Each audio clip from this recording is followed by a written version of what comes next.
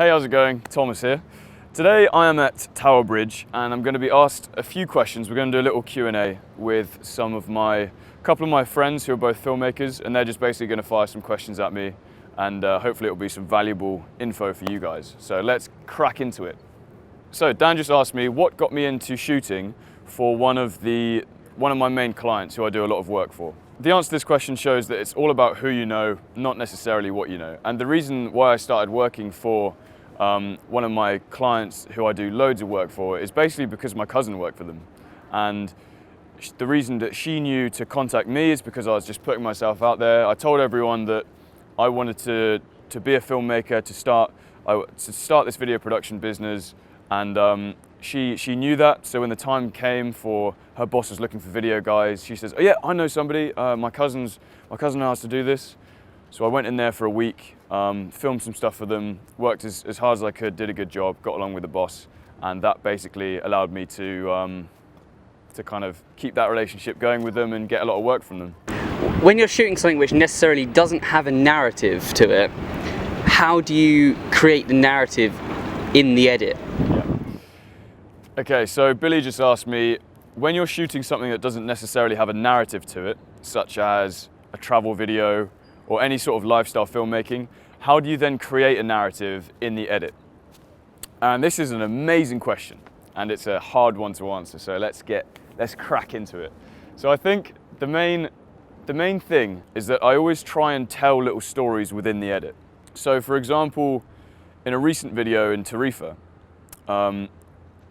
basically we were filming. I was playing with these Moroccan guys on the guitar, and my friend, he basically, there was a shot of him going like, "Tom, come and eat food," like that.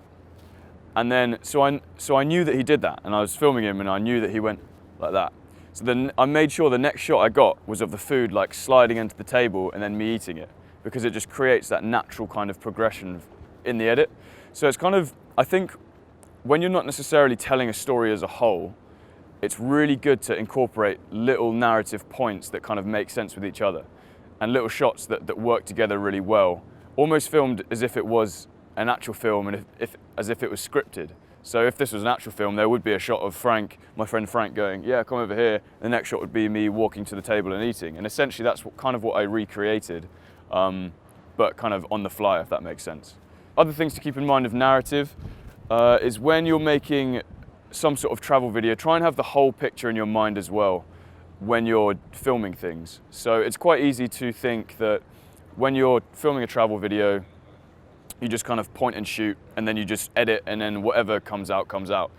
But in reality, if you have a rough idea of what you're going to be doing, so this day I'm going to be doing this day I'm going to be doing this, or if you're away for a long time, you know, for this few weeks I'll be here, this few weeks I'll be here, then if you have the bigger picture in mind, you can actually plan ahead a little bit, and this will enable you to keep your eye out for those sort of opportunities where you can create those little narrative points that lead together.